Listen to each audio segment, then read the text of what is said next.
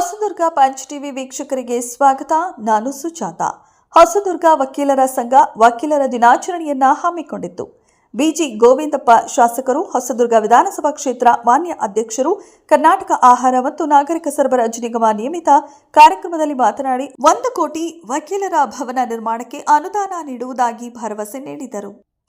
KS Naveen ವಿಧಾನ ಪರಿಷತ್ ಶಾಸಕರು ಚಿತ್ರದುರ್ಗ ಮಾತನಾಡಿ ವೈಯಕ್ತಿಕವಾಗಿ ವಕೀಲರ ಸಂಘಕ್ಕೆ ಅನುದಾನ ನೀಡುವುದಾಗಿ ಭರವಸೆ ನೀಡಿದರು.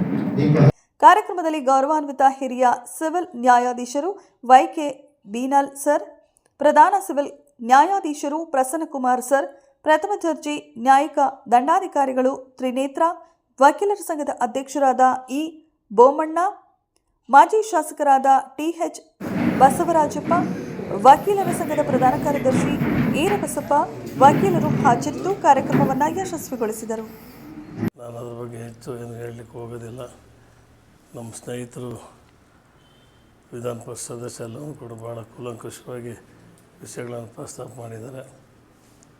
ಇವತ್ತು ನನ್ನ ಹತ್ರನೂ ಬರ್ತಾರೆ, ಯಾರ ಹತ್ರ ಹೋಗೋಣ ನ್ಯಾಯಾಧೀಶರಿಗೆ ಅಂತ ಅವ್ರು ಹೇಳಿದಂಗೆ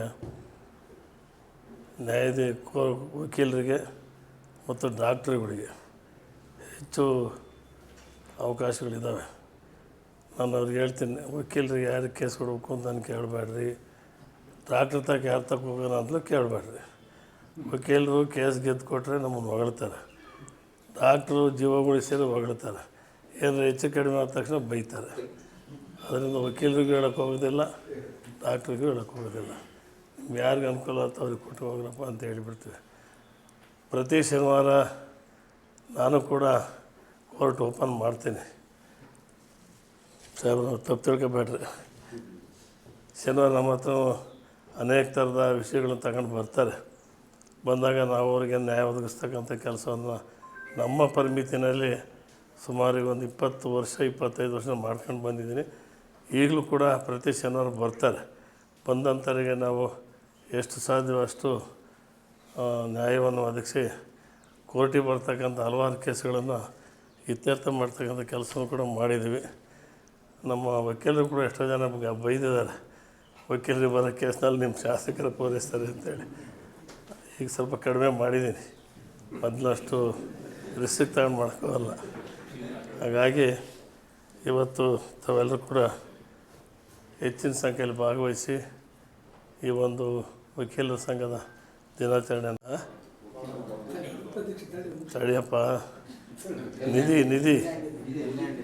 ನಿಧಿಗೆ ದುಡ್ಡು ಇಡ್ತೀವಿ ಅಂತ ಹೇಳಿದ್ರೆ ಇರಲಿಲ್ಲ ಅಂತ ಹೇಳಿದ್ರು. ನನಗೆ ಮಧ್ಯೆ ಯಾರಾದರೂ ನೆನಪು ಮಾಡಿದ್ರೆ ಅದೇನು ನಮಗೆ ದೊಡ್ಡ ಸಮಸ್ಯೆ ಆಗ್ತಿರಲಿಲ್ಲ. ಪ್ರತಿ ದಿವಸ ಕಾಟ ಸುಖ ಬಂದವ್ರು ವಿಚಾರ ಮಾಡ್ತಾ ಇರ್ತೀವಿ.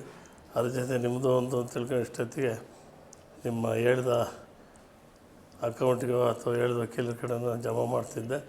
ಇವತ್ತೇ ಕೊಡ್ತೀನಿ, ಇದು ಮುಗಿದ ತಕ್ಷಣ ಬರೀ 1 ಲಕ್ಷ ರೂಪಾಯಿನ ನಾನು ಕೂಡ ಕೊಡ್ತೀನಿ. ಆಮೇಲೆ ವಕೀಲರ ಭವನಕ್ಕೆ ನಮ್ಮ ವಿಧಾನ ಪರಿಷತ್ ಸದಸ್ಯರು ಹೇಳಿದ್ದಾರೆ, ನಮ್ಮ ಕಡೆಗೆ ತೋರಿಸಿದ್ದಾರೆ. ಅದರಿಂದ 2 ಕೋಟಿ ಹಣ ವಿನಿಯೋಗ ಆಗ್ತದೆ ಅಂತ ಹೇಳಿದ್ರೆ ನಾನು ನನ್ನ ಮೇ ತಿಂಗಳಲ್ಲಿ 1 ಕೋಟಿ ರೂಪಾಯಿ ಹಣವನ್ನು ನಾನು ಒದಗಿಸ್ಕೊಡ್ತೀನಿ ಅಂತೇಳಿ ಎಲ್ಲರೂ ಕೂಡ ಭರವಸೆಯನ್ನು ಕೊಡ್ತಿದ್ದೀನಿ. ನಿಮ್ಮ ಸಾಹೇಬರು ಬಂದ ತಕ್ಷಣ ಕೇಳ್ತಾರಲ್ಲ, ನಾನು ಹೇಳುವುದೆಲ್ಲ ಸತ್ಯವನ್ನು ಬಿಟ್ಟು ಬೇರೇನೂ ಹೇಳೋದಿಲ್ಲ. ನನಗೆ 1 ಕೋಟಿ ಕೊಡ್ತೀನಿ ಅಂತ ಹೇಳಿದ್ದು ಸತ್ಯನೇ. ಅದರಿಂದ ಯಾರು ಅಪನಂಬಿಕೆ ಮಾಡ್ಕೊಳ್ಳೋದು ಬೇಡ ಅಂಥೇಳಿ ಈ ಸಂದರ್ಭದಲ್ಲಿ ಹೇಳಿ, ಇವತ್ತು ನಮ್ಮನ್ನು ಕೂಡ ಗೌರವಾನ್ವಿತವಾಗಿ ಇವತ್ತು ಈ ಸಭೆಗೆ ಬರಮಾಡಿಕೊಂಡು ಮಾನ್ಯ ಗೌರವಿತ ನ್ಯಾಯಾಧೀಶರ ಜೊತೆಯಲ್ಲಿ ನಿಮ್ಮ ಜೊತೆಯಲ್ಲಿ ಕೆಲವು ಸಮಯವನ್ನು ಕಳೀಲಿಕ್ಕೆ ಅವಕಾಶ ಮಾಡಿಕೊಟ್ಟಂಥ ನಮ್ಮ ವಕೀಲರ ಸಂಘದ ಅಧ್ಯಕ್ಷ ಬೊಮ್ಮಣ್ಣವರಿಗೂ ನಿಮ್ಮೆಲ್ಲರಿಗೂ ಧನ್ಯವಾದಗಳನ್ನ ಹೇಳಿ ನನ್ನ ಮಾತು ಜನ ಉಪಸ್ಥಿತಿಯನ್ನು ವಹಿಸಿರ್ತಕ್ಕಂಥ ನಮ್ಮ ನ್ಯಾಯಾಧೀಶರಿಗೆ ನಾನು ಧನ್ಯವಾದ ಮೊದಲೇ ಹೇಳಬೇಕಾಗಿತ್ತು. ಇವತ್ತು ನಮ್ಮ ಹಳೆ ಕೋರ್ಟ್ ಕಟ್ಟಡವನ್ನು ನಮ್ಮ ತಾಲೂಕಿಗೆ ಬಿಟ್ಟುಕೊಟ್ಟು ಇವತ್ತು ಅನೇಕ ಕಚೇರಿಗಳನ್ನು ಅಲ್ಲಿಗೆ ಶಿಫ್ಟ್ ಮಾಡಲಿಕ್ಕೆ ಅನುಕೂಲ ಮಾಡಿಕೊಟ್ಟಿದ್ದಾರೆ. ತಮ್ಮೆಲ್ಲರೂ ಕೂಡ ವೈಯಕ್ತಿಕವಾಗಿ ಇವತ್ತು ಪುರಸಭೆ ನೂತನ ಕಟ್ಟಡ ನಿರ್ಮಾಣ ಮಾಡೋಕ್ಕೆ ಈಗಾಗಲೇ 8 ಕೋಟಿ ಹಣ ಸರ್ಕಾರ ಕೊಟ್ಟಿದೆ. ಅದನ್ನು ಕಟ್ಟಡ ಕೆಡವಿಸಿ ನೂತನ ಕಟ್ಟಡ ಕಟ್ಟಬೇಕಾಗಿದೆ. ಅದಕ್ಕೋಸ್ಕರ ಕೋರ್ಟ್ ಹಳೆ ಬಿಲ್ಡಿಂಗಿಗೆ ಅದನ್ನು ಶಿಫ್ಟ್ ಮಾಡಿ ಹೊಸ ಕಟ್ಟಡ ಕಟ್ಟಲಿಕ್ಕೆ ಪ್ರಾರಂಭ ಮಾಡ್ತೀವಿ. ತಮಗೆ ಧನ್ಯವಾದಗಳು ಸರ್.